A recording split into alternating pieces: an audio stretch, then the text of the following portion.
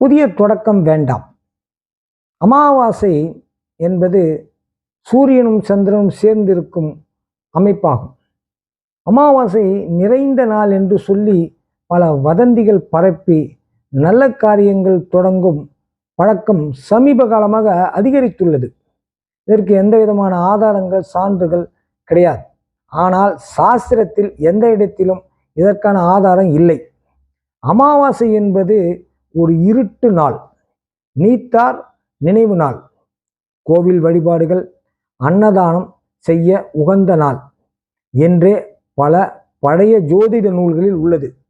திரையோதசி திதி முதல் பிரதமை திதி வரை எந்த புதிய விஷயங்களை தொடங்கக்கூடாது என பிரதோஷ வழிபாடு எனும் புத்தகம் வலியுறுத்துகிறது.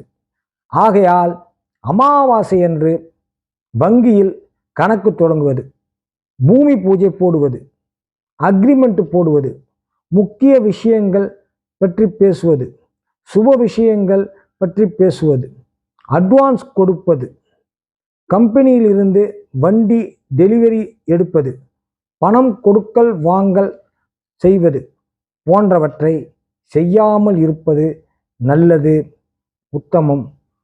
அமாவாசையை சுப விஷயங்களுக்கு தவிர்ப்பது நலம் தரும். இது அனுபவபூர்வமான உண்மையாகும்.